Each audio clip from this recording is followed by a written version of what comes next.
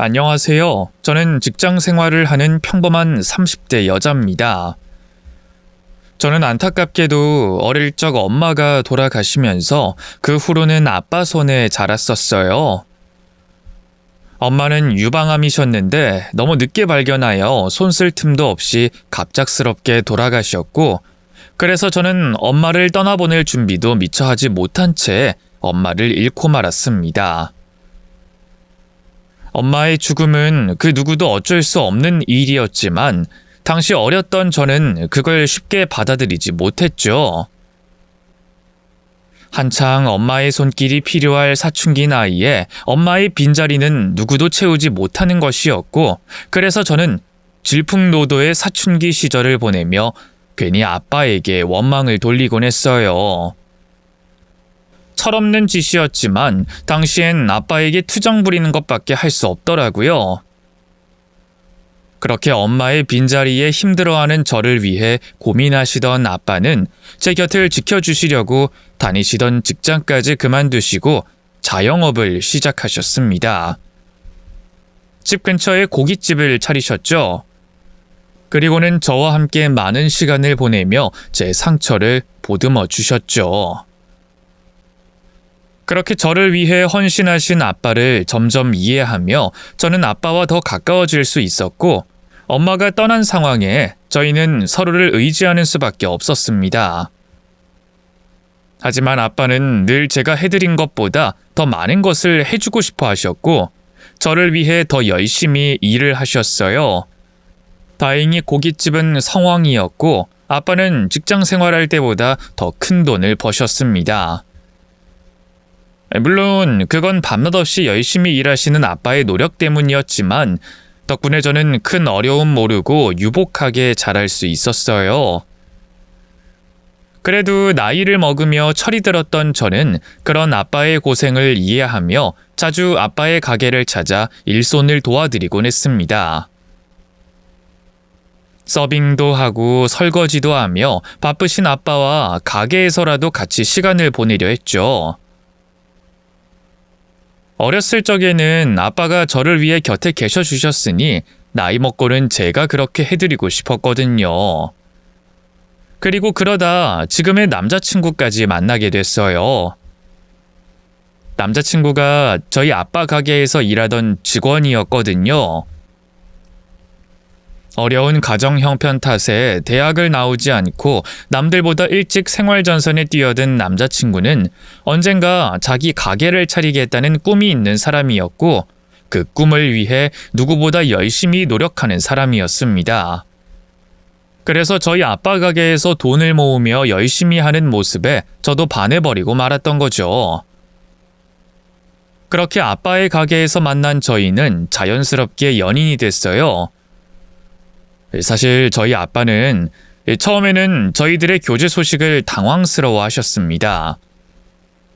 아무래도 딸 키우는 아버지라 그러신지 사위 욕심이 있으셨던 모양이더라고요.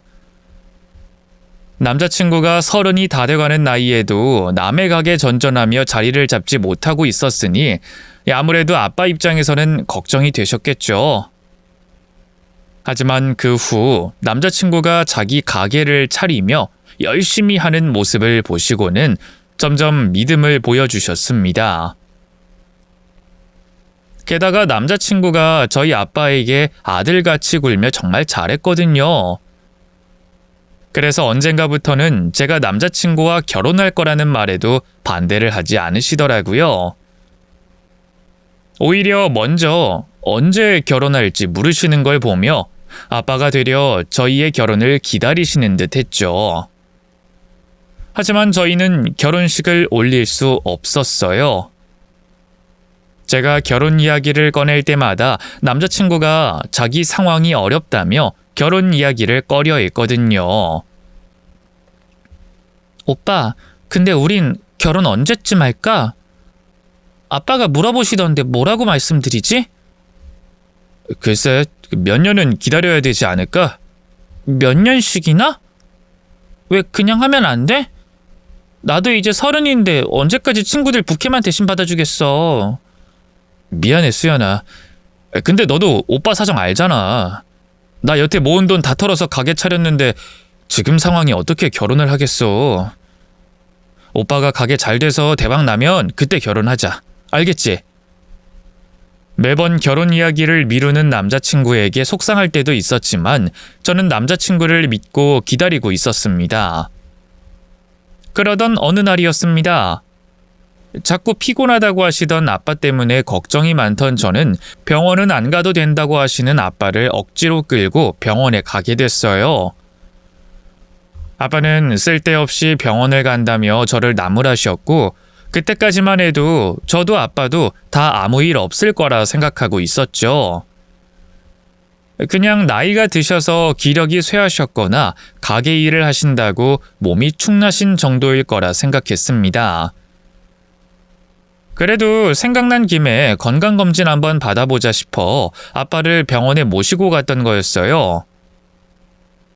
알고 보니 아빠가 건강검진 받으신 지가 벌써 2년이나 지났다고 하시더라고요. 저처럼 보통 직장인들은 매년 때마다 건강검진을 받지만 아빠 같은 자영업자들은 그러기 쉽지 않았으니까 혼자서 건강검진을 받아야겠다는 생각을 못 하셨던 모양이에요. 게다가 저희 아빠는 하루라도 더 장사를 하려고 편히 쉬지도 않으시는 분이니 하루 시간을 비워서 건강검진을 받으신다는 게 부담되셨겠죠. 그래서 제가 억지로 끌고 가서야 겨우 건강검진을 받게 되신 겁니다. 분명 그때까지만 하더라도 무슨 큰일이 있겠냐 싶었었는데 얼마 뒤 받게 된 건강검진 결과에 저는 충격을 받고 말았습니다. 아빠가 폐암이라는 소식을 듣게 됐거든요. 설마 정말로 아빠가 어디 아프실 거라 생각하지 못했던 저는 그 얘기를 듣고 도저히 믿어지지가 않았습니다. 아무리 암이 흔한 시대라지만 엄마에 이어서 아빠까지 암에 걸리셨다니 어떻게 이런 일이 있나 싶더라고요.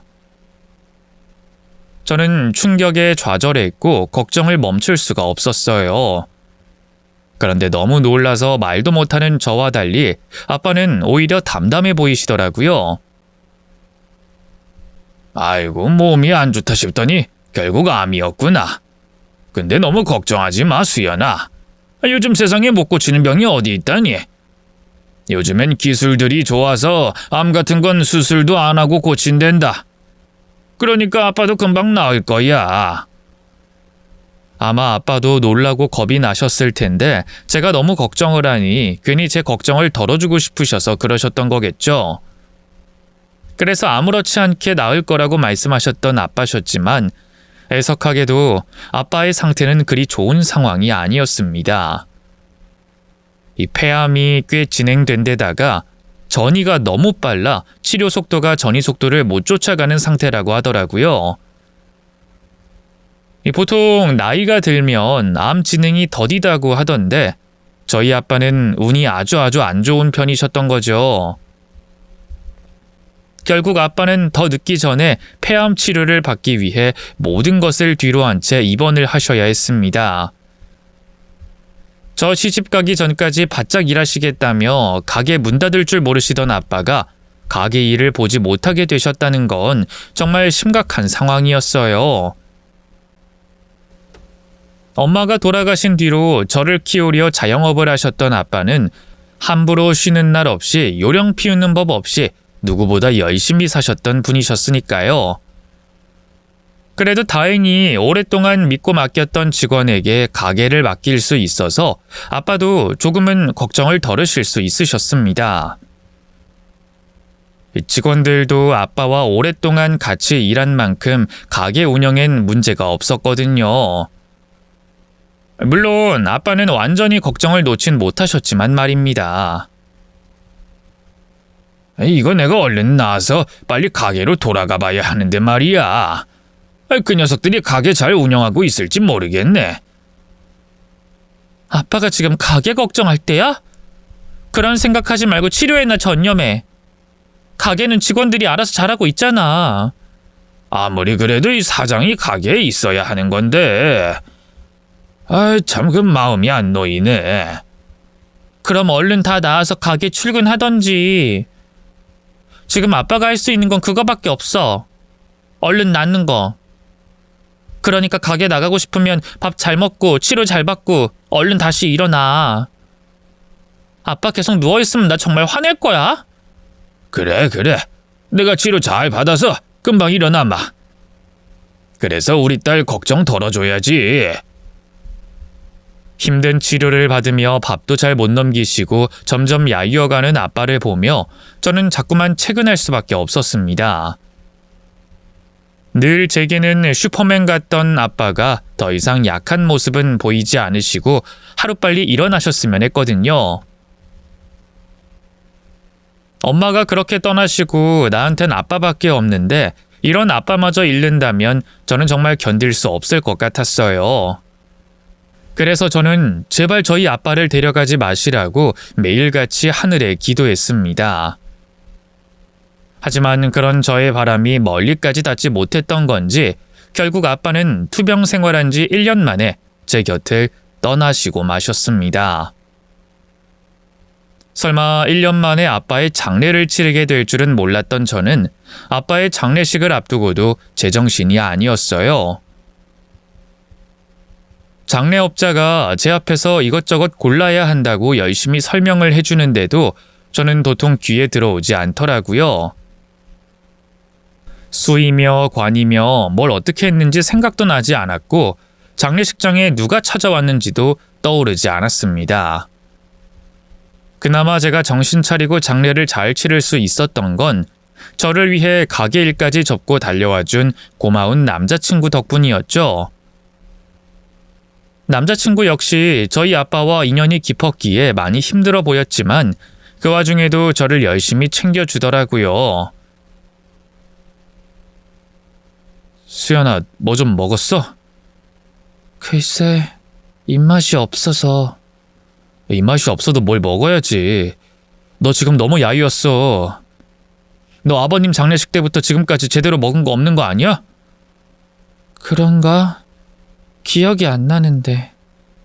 너 마지막으로 밥 먹은 게 언제야? 내가 먹으라고 싸온 밥은 먹었고? 뭐야, 여기 그대로 있네? 내가 냉장고에 넣어둘 테니까 일어나면 꼭 먹으라고 했잖아. 미안, 까먹었나 봐. 오빠가 열심히 만들어준 음식인데 미안해. 바보야, 나한테 미안할 게 아니잖아. 수연아, 제발 정신 좀 차려. 이제 아버님도 안 계신데 이제 네 몸은 네가 챙겨야지. 남자친구가 아니었더라면 장례식도 제대로 치르지 못했을 저는 아빠의 장례가 끝난 후에는 집에 틀어박혀 두문불출하고 있었습니다. 회사에는 밀렸던 휴가를 신청하며 출근을 미뤘고 그 사이 저는 침대에 누워 아무것도 하지 않고 온종일 잠만 자고 있었어요.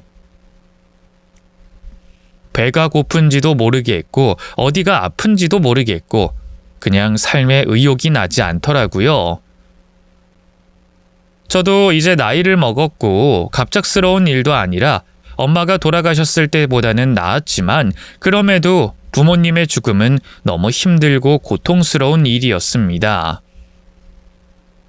왜 자꾸 못해드린 것만 생각이 나는지 후회가 들어 괴로웠거든요. 그렇게 아빠의 죽음 때문에 괴로워하는 저를 보며 남자친구가 제 걱정을 참 많이 해줬어요. 손 하나 까딱하지 않는 저를 위해 직접 요리까지 해다주며 밥은 잘 챙겨 먹었냐고 물어봐주고 바쁜 와중에도 매일 집으로 찾아와 저를 챙기고 보살펴주더라고요. 살이 쑥쑥 빠지는 저를 보니 걱정이 되는지 답답한 마음에 화도 내고 혼도 내고 말이에요. 그런 남자친구를 보니 매번 제게 잔소리를 하며 걱정하시던 아빠 생각이 떠올라 또다시 눈물이 날 것 같았습니다. 이런 마음이 무뎌지려면 얼마나 시간이 필요할지 저조차도 걱정이었죠. 그런데 제가 마음 추스릴 새도 없이 남자친구가 갑자기 결혼하자는 말을 하더라고요. 안 되겠다. 우리 그냥 결혼하자. 뭐 복잡하게 결혼 준비하고 이것저것 할 생각 없이 그냥 간단하게 식 올리고 같이 살자. 그게 무슨 소리야? 갑자기 결혼을 하자니. 갑자기는 무슨 갑자기야. 우리도 이제 결혼할 때 됐지. 그리고 결혼은 수연이 네가 더 원하던 일이었잖아. 수연이 너 나랑 결혼하고 싶다며. 언제는 우리 언제 결혼하냐고 보채더니 이제 와서 갑자기 마음이 달라졌어? 그건 그랬지만 오빠는 계속 기다려달라고 했잖아. 근데 갑자기 결혼이라니. 기다려달라고 했던 건 내 상황이 여의치 않아서 그랬던 거잖아. 나 아직 가게 차린 지도 몇 년 안 됐고 자리 잡으려면 시간이 좀 필요하니까. 그때는 수연이 너랑 결혼하는데 집도 없고 뭣도 없이 결혼하는 건 안 될 것 같아서 그랬던 거고. 근데 이젠 상황이 달라졌잖아. 우리도 만난 세월이 있는데 계속 미루는 것도 좀 그렇고, 이제 수연이 너 혼자 사는데 내가 이 집으로 들어와서 살아도 되고, 그럼 집 문제도 해결되고 다 좋은 거 아니야? 아니, 그렇다고 이렇게 갑자기 그러면 어떡해. 난 아직 우리 아빠 못 보냈어. 근데 이 와중에 결혼 준비를 어떻게 해? 그래, 사실 그래서 더 이러는 거야. 아버님 돌아가신 지 벌써 일주일이 넘었는데 너 아직도 이렇게 정신 못 차리고 있잖아. 혼자선 밥도 못 먹고 하루 종일 누워서 꼼짝도 안 하고. 너 이러는 거 보는 거 나도 너무 힘들어. 너 혼자 있는 동안 내가 가게에서 얼마나 걱정하고 있는 줄 알아? 네가 자느라 연락 없을 때마다 혹시 무슨 일이라도 생긴 건 아닌가 걱정하게 된다고. 그래서 내가 수연이 네 옆에 있어주고 싶어서 그래. 수연이 너도 혼자보단 내가 곁에 있어주는 게 더 나을 거 아니야. 아버님이 안 계신 빈자리 이제 내가 채워줄게. 혼자 있는 제가 걱정이 된다며 갑자기 프로포즈를 하는 남자친구 때문에 저는 당황스러웠습니다. 물론 저 역시 남자친구와 결혼까지 생각하고 있었고 언젠가는 남자친구와 결혼을 할 거라 생각하고 있었지만 이렇게 갑자기 결혼 이야기를 꺼낼 줄은 몰랐거든요. 지금은 아빠를 보낸 것만으로도 너무 힘들고 아무 생각이 안 드는데 이런 와중에 결혼을 할 수 있을지 자신이 없었어요. 하지만 혼자인 것보다는 둘이 낫지 않냐는 남자친구의 말에 마음이 기울긴 했습니다. 엄마에 이어 아빠까지 떠나시며 너무 외로웠던 건지 결혼을 하면 저도 안정이 되지 않을까 싶었어요. 어쩌면 아빠도 제가 혼자인 것보다는 남자친구와 결혼해서 가정을 꾸리는 걸 바라실 거라 생각했죠.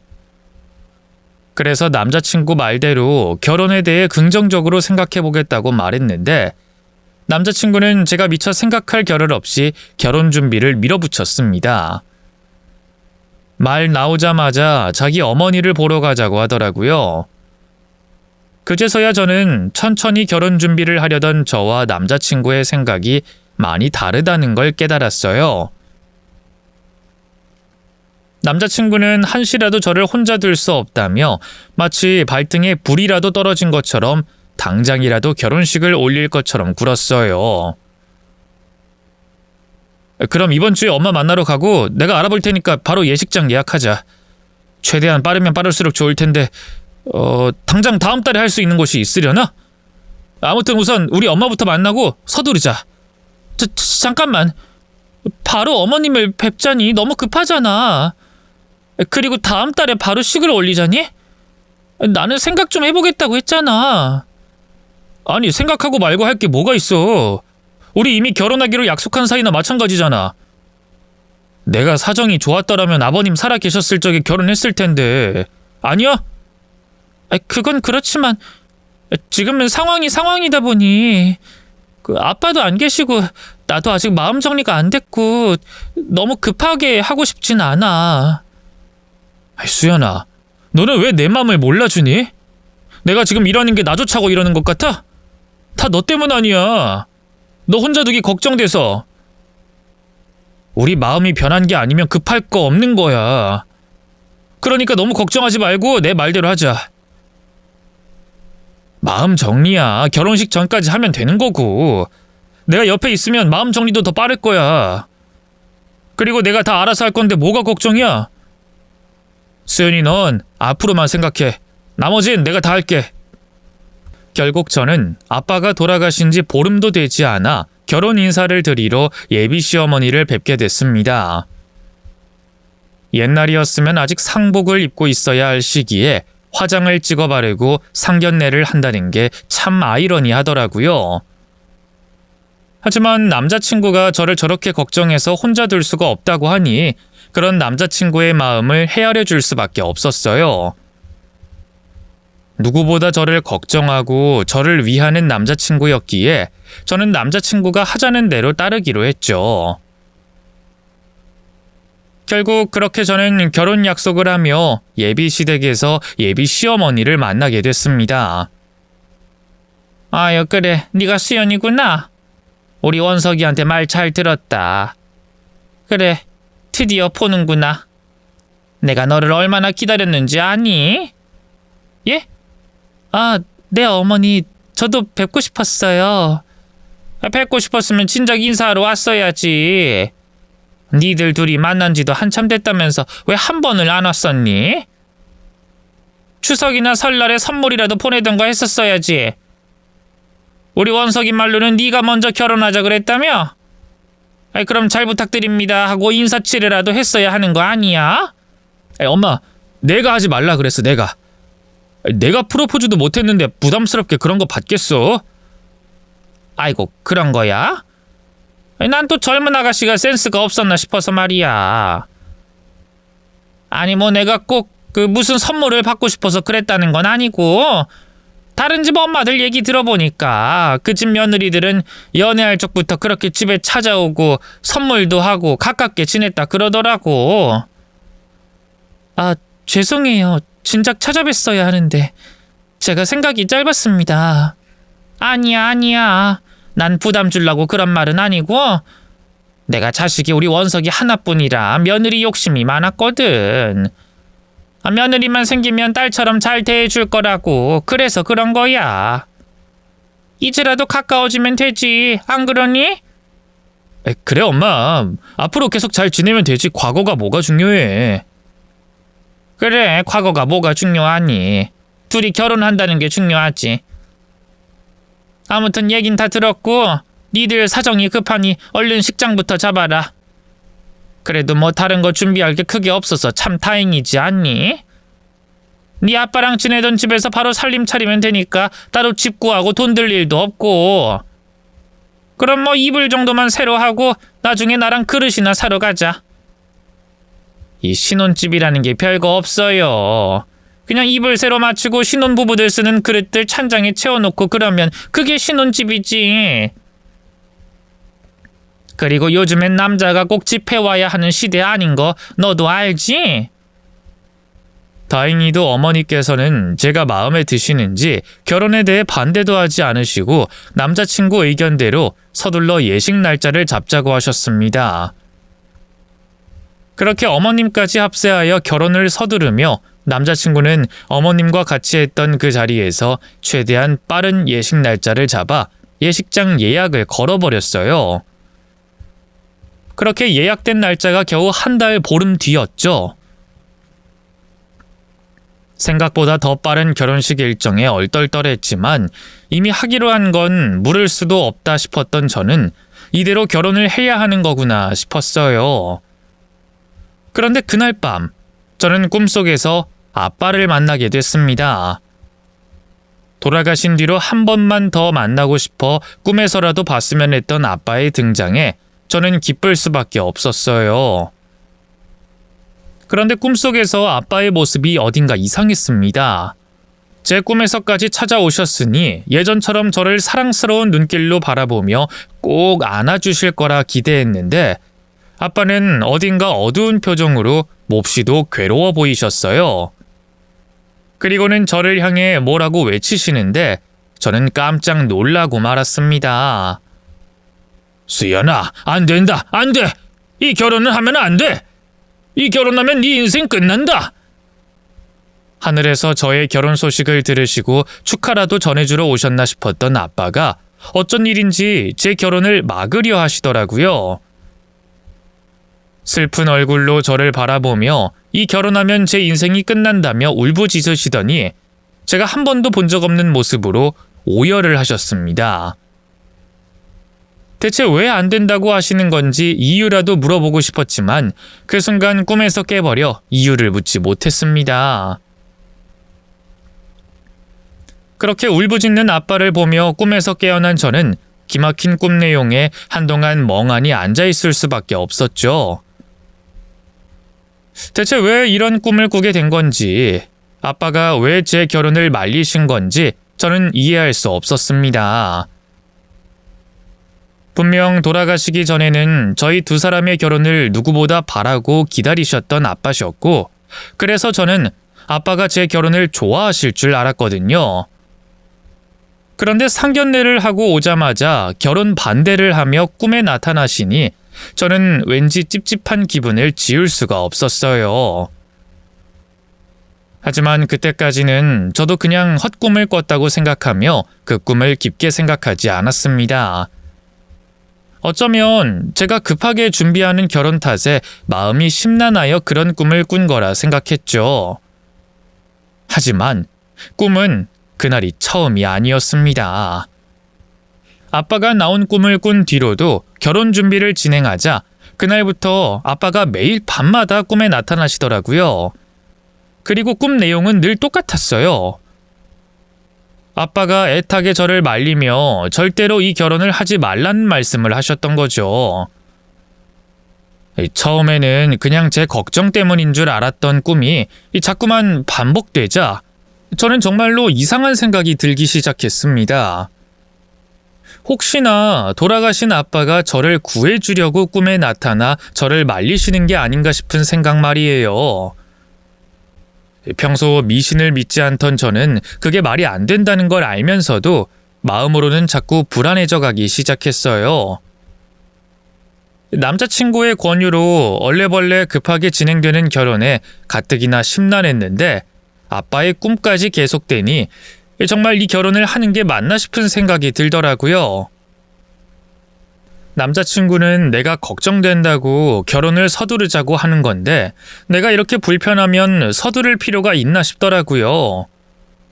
그렇다고 남자친구와 결혼하지 말아야 할 이유는 없었지만 계속되는 악몽이 뭔가 이상해서라도 당장 급하게 식을 올리는 건 아니라는 생각이 들었어요. 그래서 저는 불안한 제 생각을 남자친구에게 전하며 조금 천천히 결혼 준비를 하자고 말하기로 결심했죠. 오빠, 아무래도 나 안 되겠어. 우리 결혼 1년만 미루자. 급하게 서두르지 말고 천천히 준비해서 내년 이맘때쯤 결혼하자. 그게 무슨 소리야? 갑자기 결혼을 미루자니? 전에도 말했지만 너무 급한 게 아닌가 싶어서 그래. 그래도 일생에 한 번뿐인 결혼식인데 다 생략하고 하는 것도 그렇고 나도 마음이 편할 때 결혼하는 게 맞는 것 같아서. 오빠랑 같이 살면 외롭진 않겠지만 지금 결혼하는 건 아빠 돌아가시고 힘들어서 결정한 도피밖에 안 되는 것 같아서. 그래서 나 당분간은 아빠 잘 보내드리고 나한테 집중하고 싶어. 오빠도 내 맘 이해하지? 그게 무슨 헛소리야.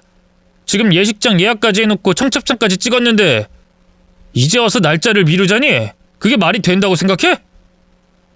사실 급하게 정하느라 별로 마음에 드는 것도 아니었잖아. 저녁에 결혼하는 사람이 어딨어. 그거 위약금 물어야 하는 건 내가 낼게. 미안해. 하지만 아무리 그래도 이렇게 급한 건 좀 아닌 것 같아. 뭐야, 너 마음이라도 바뀐 거야? 이제 나랑 결혼하기가 싫다 뭐 이거야? 그런 게 아니라 그냥 마음이 불편해서 그래. 오빠도 내 걱정해서 결혼 서둘렀던 거라고 했잖아. 그러니까 날 위해서 결혼 미뤄줬으면 좋겠어. 그니까 지금 이게 다 누구 때문인데? 거의 다 결정 났는데 이제 와서 딴소리하고 있어, 이 짜증나게. 오빠, 왜 화를 내고 그래? 이게 그렇게 화낼 일이야? 뭐? 야, 그럼 넌 이게 화날 일이 아닌 것 같냐? 아니 이게 지금 장난하나 이씨. 내가 지금 나 하나 좋자고 이래? 내가 너랑 결혼해서 무슨 덕이라도 볼까 봐서? 부모님 다 돌아가시고 혼자인 내가 불쌍해서 하루빨리 안정 찾게 해주려고 그랬더니 갑자기 뭐가 또 불안한데? 이럴 거면 결혼하겠다고 말을 하지 말던가! 우리 엄마한테 인사까지 다 해놓고 이제 와서 무슨 헛소리야? 넌 결혼이 장난 같냐? 그러게 난 천천히 하고 싶다고 처음부터 말했잖아. 외로운 거랑 상관없이 서두르기 싫다고 했는데 당장 시골려야 한다고 발등에 불 떨어진 사람처럼 굴었던 건 오빠 아니야. 근데 이게 다 내 책임이야? 그래, 오빠 처음부터 이 결혼하는 거 다 나 때문이라며. 내가 걱정돼서 나 잘 돌봐주고 싶어서 결혼하자며. 그럼 미루자는 내 말도 존중해줘야 하는 거 아니야? 난 오빠가 왜 이렇게 흥분하는지 이해하지도 못하겠고 왜 이렇게 결혼을 서두르는지도 솔직히 모르겠어. 오빠가 이렇게 나오는 거 보니까 우리 결혼 미루는 게 맞는 것 같다. 남자친구가 그렇게까지 흥분할 줄 몰랐던 저는 처음 보는 남자친구의 모습에 너무 놀라고 당황스러웠습니다. 연애할 때는 늘 저한테 져주고 저를 이해해주고 돌봐줬던 남자친구였기에 이번에도 제 마음을 헤아려 줄 거라 생각했거든요.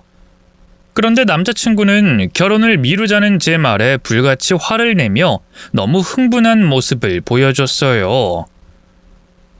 결혼은 같이 하는 건데 왜 자꾸 일방적으로 저렇게 나오는 건지 저는 남자친구를 이해할 수 없었고 흥분한 남자친구만큼이나 저 역시도 남자친구에게 화가 나고 실망스러웠습니다. 그렇게 저희는 그 일로 크게 싸우고 한동안 연락도 하지 않게 됐죠. 연애를 시작하고서부터는 매일같이 하루도 빠지지 않고 연락을 주고받았던지라 일주일이나 넘게 연락이 없었던 건 정말 처음이었어요. 그래서 그런지 그 얼마 안 되는 일주일이 정말 길게 느껴지더라고요. 처음에는 제 말을 들어주지 않는 남자친구에게 너무 화가 나서 다시는 안 보고 싶다고까지 생각을 했었는데 막상 연락이 없고 나니 빈자리에 대한 허전함에 점점 마음이 약해져 버리고 말았습니다. 아버지가 돌아가신 후로 더 많이 남자친구에게 기댔다 보니 이러다 남자친구와 헤어지면 어쩌나 겁이 났고 그럴수록 내가 너무했나 싶은 생각이 들더라고요. 남자친구 말대로 차라리 처음부터 천천히 하자고 말했어야지 이제 와서 말을 바꾸고 어렵게 잡은 예식장 예약까지 파토낸 것은 아무래도 잘못이지 싶어 내가 남자친구 입장이었어도 화가 났겠다 싶었던 거죠. 거기까지 생각이 미친 저는 결국 남자친구에게 제가 먼저 사과해야겠다 생각했습니다. 남자친구도 자기 입장이 있었을 텐데 내가 너무했나 싶어 얘기라도 들어보려고 했죠. 그래서 저는 가게 마감 시간에 찾아가서 남자친구 화를 풀어주려 했습니다. 놀래켜주려고 일부러 연락도 안 하고 가게로 찾아갔는데 남자친구가 이미 가게를 마감하고 밖에서 친구랑 술을 마시고 있더라고요. 날이 선선해서 그런지 남자친구가 가게는 불을 꺼두고 가게 앞 테라스 좌석에서 같이 동업하는 친구와 술을 마시고 있었는데 두 사람 사이의 분위기가 심각해 보여서 그런지 순간 저는 건물 옆으로 숨어버렸습니다. 어쩌면 남자친구가 화가 많이 나서 친구와 제 얘기를 하고 있을지도 모르겠다 싶었거든요. 글쎄요, 그땐 무슨 생각으로 숨었는지 모르겠지만 왠지 그 얘기를 제가 듣는다는 걸 알려서는 안 되겠다 싶었어요. 그러다 보니 본의 아니게 두 사람의 대화를 엿듣게 됐죠. 야, 그래서 진짜 어떻게 되는 거야? 당장 다음 달이 결혼식인데 계속 이런 상태면 결혼 못하는 거 아니냐? 진짜 부정 타는 소리 좀 하지 마. 못하긴 뭘 못해? 어떻게든 해야지. 그니까 어떻게 하려고 그래? 벌써 일주일째 연락도 없다면서. 네 여자친구 이런 적 처음 아니냐? 맨날 너 보고 싶다 좋다 뻔질나게 연락하더니 이번엔 진짜 화 많이 났나 본데? 그래봐야 지가 뭐 어쩔 거야. 얜 나밖에 없는 애야. 아무리 화가 났다 그래도 내가 풀어주면 금방 풀리는 애야. 아마 지금쯤 무슨 핑계로 연락해야 하나 고민하고 있을걸? 지도 자존심이 있다 그런 거겠지 뭐. 이 새끼 자신감 좀 보소. 야, 이번엔 진짜 화 많이 났다며. 결혼까지 미루자고 한 거 보면 뭔가 알아차린 거 아니야? 알아차리긴 뭘 알아차려. 얜 아무것도 모르는 애야. 그리고 뭘 알아차렸으면 진작 얘기했겠지. 아무 얘기도 없었던 거 보면 그런 건 아닐 거야. 그래도 혹시 모르잖아. 심증은 있는데 물증이 없어서 그랬다던가. 아니면 뭐 여자의 촉이나 그런 건가? 걔가 무슨 걔처럼 곰 같은 애가 없어요. 걘 그냥 내가 하는 말이면 다 믿는다니까. 이번엔 그냥 괜히 객기 부리는 것 같아. 뭐 지도 아빠 그렇게 돌아가시고 생각이 많겠지. 야, 근데 이러다 진짜 결혼 미루자고 그러면 어떡하냐? 우리 이제 진짜 발등에 불 떨어졌어. 다음 달까지 돈 못 갚으면 그땐 가게 접는 게 아니라 정말 우리 못 된다니까. 그 전에 어떻게든 해결을 봐야 할 거 아니야. 신체 포기각서까지 썼는데 그 깡패 새끼들이 돈 받아내려고 무슨 짓까지 할지 어떻게 알아? 누가 그걸 몰라? 그래서 내가 해결하려고 하잖아. 어쨌든 수연이 걔랑 결혼만 하면 끝이야. 돈이고 뭐고 다 해결할 수 있어. 살살 꼬셔서 걔 아빠 가게 넘겨받고 빚도 갚고 여기 정리하고 하면 걱정할 거 없어. 그러니까 그렇게 계획이 있는 놈이 일주일째 가만히 있냐? 야, 내가 뭐 생각이 없어서 가만히 있는 줄 아냐? 어차피 걔는 나랑 결혼하게 돼 있어. 위약금은 무슨 위약금? 걔 남한테 피해 못 주는 스타일이야. 좀 기다렸다가 내가 다시 살살 구슬리면 결국 어쩔 수 없이 결혼식 하게 될 거야. 날짜 다가오고 내가 매달리면 걔 성격이 못한다 소리 절대 못한다니까. 그리고 정 안 되면 뭐 어떻게든 구슬려서 빚 갚을 돈이라도 받아내던가 하면 되는 거지. 야, 그 여자 너 진짜 많이 좋아하나 보다. 다 네 말대로 해줄 거라고 어떻게 그렇게 확신하냐? 진짜, 그 정도로 너 좋아하고 착하면 그냥 계속 데리고 살지 왜 버리려고 그러냐? 모르는 소리 하지 마라. 나도 웬만했으면 그냥 데리고 살았지. 나도 알지, 걔만한 애 없는 거. 사실 걔가 연애하기엔 재미있는 스타일은 아니지만 결혼하기엔 딱 좋은 여자거든. 착하지, 일 열심히 하지, 그리고 이제 돈 많은 고아지? 야, 이런 애 흔하지 않지 진짜. 근데 왜? 그럼 그냥 데리고 살아. 뭐하러 괜히 배신할 생각을 하냐, 골치 아프게. 야, 나도 웬만하면 그랬을 거라니까? 근데 걔가 상태가 완전 메롱이에요. 걔 아빠 이번에 암으로 죽었잖아. 근데 걔 엄마도 암으로 죽었어. 그럼 걔는 괜찮겠어? 걔도 언제 죽을지 모르는 거 아니야. 야, 진짜? 어떻게 부모가 다 암으로 죽었어? 근데 그렇다고 걔도 암 걸리라는 보장은 없잖아. 그거야 모르는 거지. 야, 암은 유전이라는데 부모 둘 다 그렇게 된 거 보면 걔도 언젠가 암 걸릴 거 아니야. 근데 너도 알잖아. 나 귀한 3대 독자인 거. 우리 엄만 내가 건강한 마누라 만나서 자식 낳는 게 평생 소원인 사람이야. 근데 걔가 그 몸으로 임신은 제대로 할 수 있을지, 애는 건강할지, 아니면 애 키우다가 안 죽을지 내가 어떻게 알아? 그래서 걔는 안 돼. 그래서 이용만 하고 버린다고? 너도 참 나쁜 놈이다. 남자친구가 동업자 친구와 나누는 이야기를 듣게 된 저는 충격에 아무 말도 할 수 없었습니다. 그제서야 저는 남자친구가 그렇게나 급하게 결혼을 서둘렀던 이유를 알게 됐죠. 남자친구의 가게가 생각보다 많이 어려웠는지 아무래도 사채까지 손을 댄 듯 하더라고요. 하지만 장사가 계속 부진해 사채 빚을 갚을 여력이 되지 않자 저와 결혼을 하고 제 남편이 되어 저를 꼬드겨 아빠가 운영하던 가게를 인수받고 제 돈을 탐내려 했던 모양이더라고요. 그렇기에 사채 독촉을 받기 전에 어떻게든 저와 결혼식을 하고 제 남편이 돼야 했던 겁니다. 결혼의 진짜 이유를 알게 됐던 저는 남자친구가 저와 결혼식만 올리고 헤어질 생각을 하고 있었다는 것이 도저히 믿어지지 않았어요. 하지만 그렇게 하려는 계획보다 그렇게 하려는 이유가 더 충격적이더라고요. 우리 부모님이 두 분 다 암으로 돌아가셨기 때문에 나도 무사하지 못하리라는 예상으로 저와 진짜 부부가 되진 못하겠다는 것이었죠. 남자친구는 오로지 저를 이용해 먹을 생각뿐 건강한 자식도 못 낳고 아프기만 한 마누라를 돌볼 생각은 없었나 봅니다. 언제는 나를 그렇게 걱정하고 챙기는 척 하더니 그게 다 가식이었다는 것이 정말 끔찍했습니다. 그제서야 저는 제가 꾼 아빠의 꿈이 그냥 헛꿈이 아니었다는 걸 깨닫게 됐습니다. 어쩌면 아빠는 이 상황을 아시고 저를 저 나쁜 놈에게서 지키시려고 제 꿈에 계속 나오셨던 게 아닐까 싶었어요. 꿈에 아빠가 나오지 않았더라면 저는 남자친구의 말대로 남자친구의 뜻에 따라 결혼식을 올렸을 겁니다. 하지만 덕분에 제가 상황을 알아버리고 말았으니까요.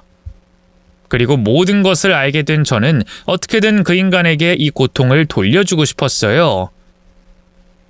내가 착하고 순진하다는 이유로 나를 이용하고 버리려던 남자친구에게 꼭 복수를 하고 싶었습니다.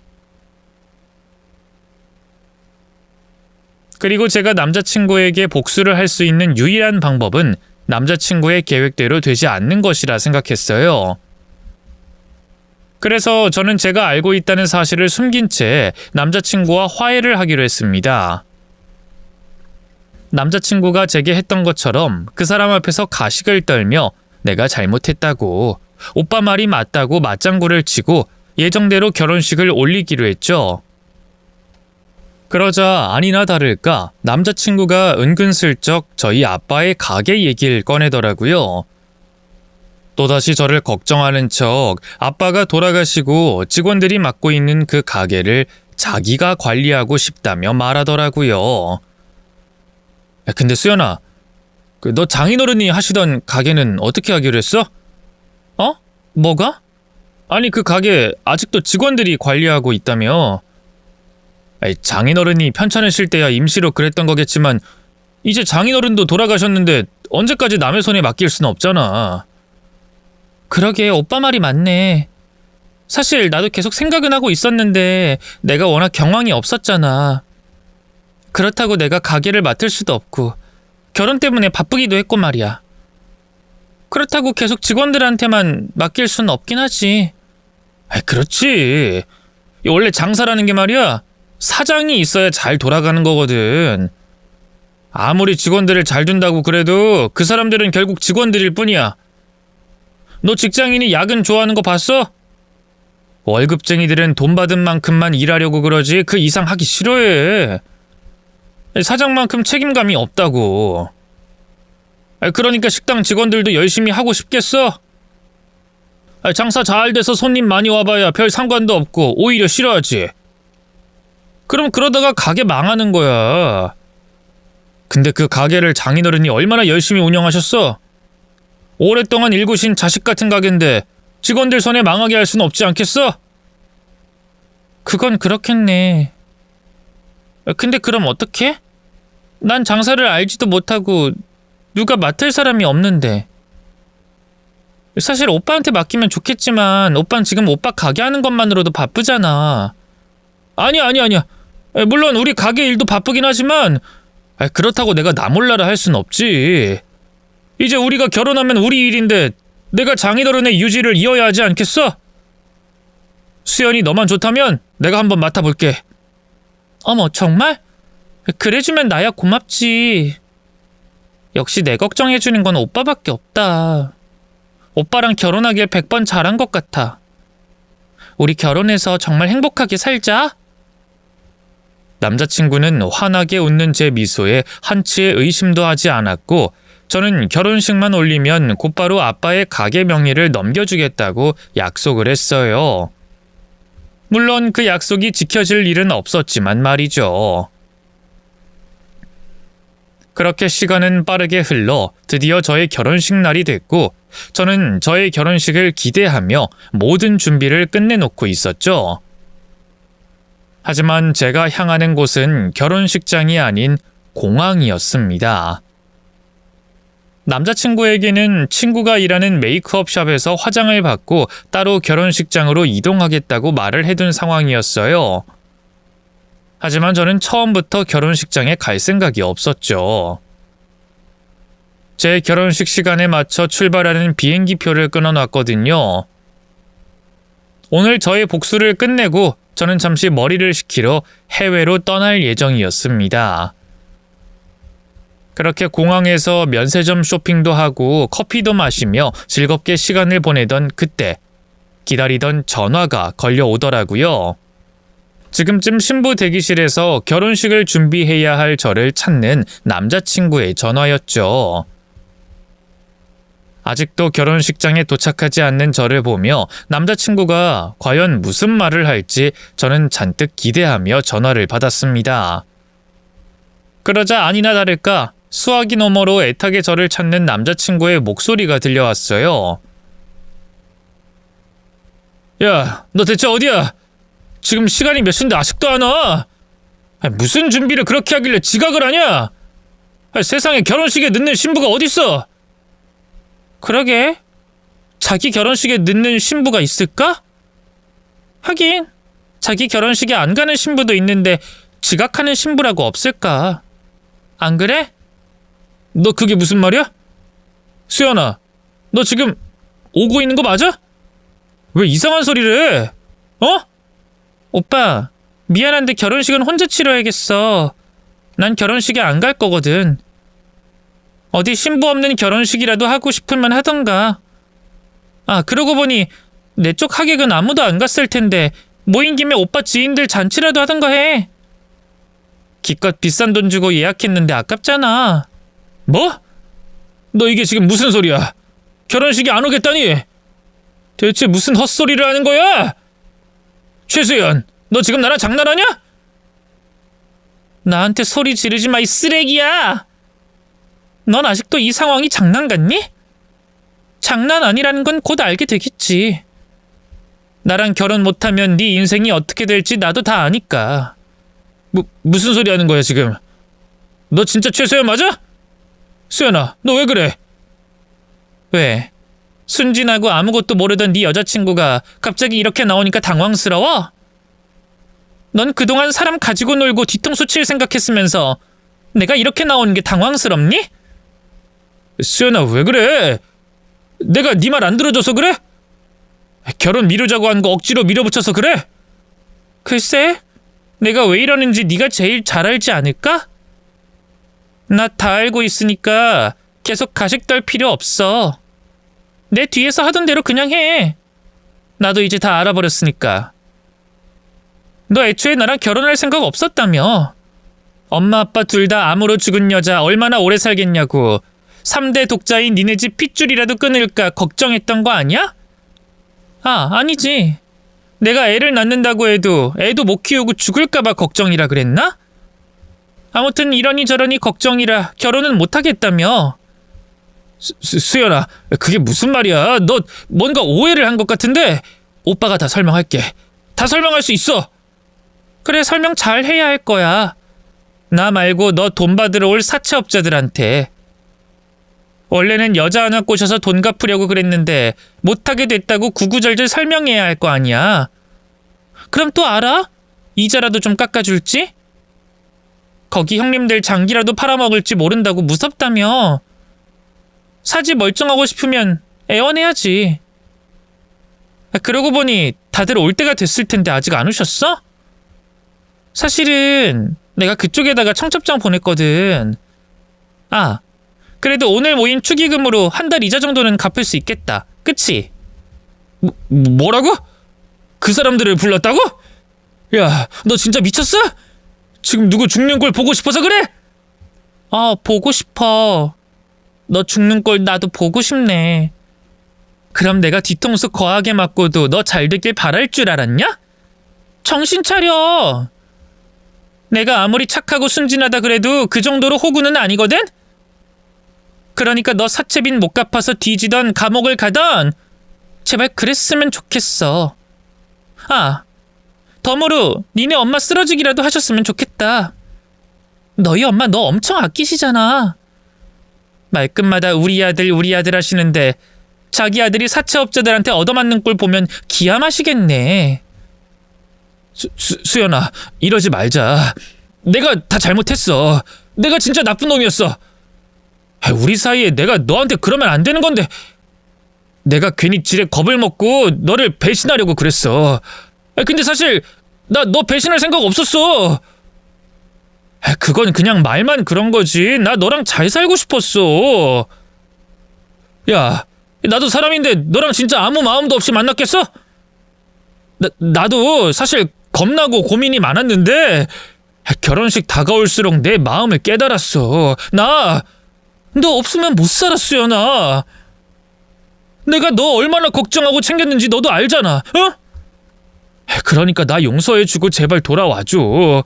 너 없으면 나 정말 죽을지도 몰라. 우리 엄마도 쓰러지신다고. 죽으면 부고 문자 보내줘.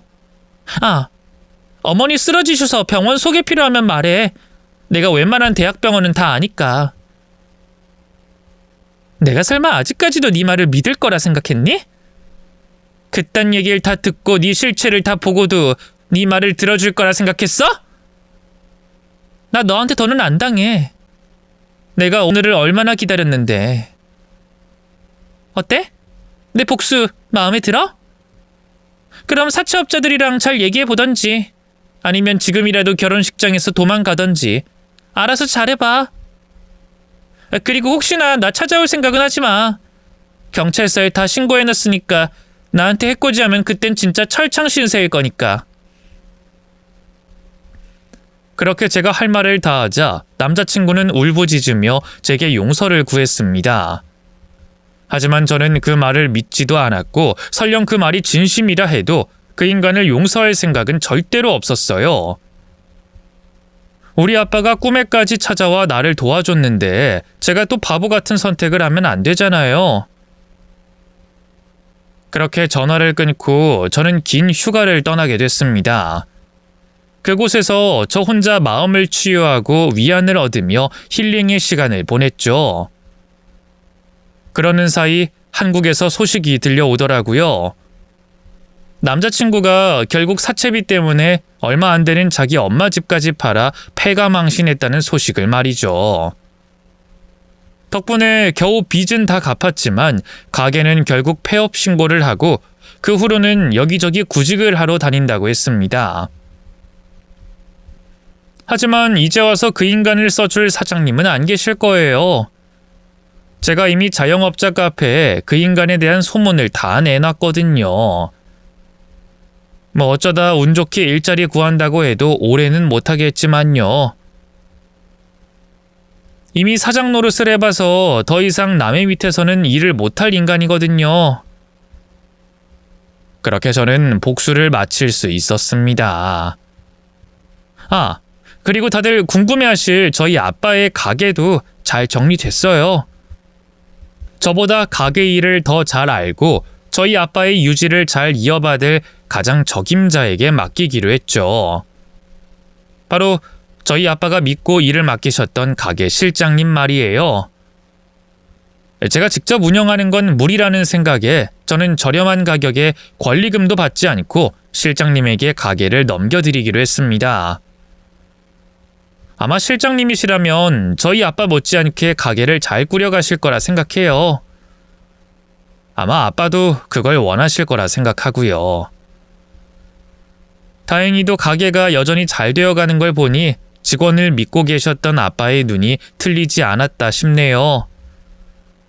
덕분에 저도 이젠 마음을 놓을 수 있을 것 같아요. 그리고 그 후로 아빠가 제 꿈에 나오시는 일은 한 번도 없었어요. 꿈에서라도 보고 싶은 아빠이기에 그 사실이 섭섭하고 아쉽지만 이제는 제게 아무 일이 없기에 나타나지 않으시는 거라 생각합니다. 혼자 남겨둔 딸이 걱정되어 꿈에서까지 저를 도와주신 아빠를 생각하면 지금도 눈물이 날 것만 같지만 저를 그렇게나 걱정하셨던 아빠를 생각해서라도 이제는 혼자서도 꿋꿋이 잘 살아가려 합니다. 그럼 여러분들도 저의 홀로서기를 응원해 주시길 바라며 제 이야기는 여기서 마치겠습니다. 감사합니다.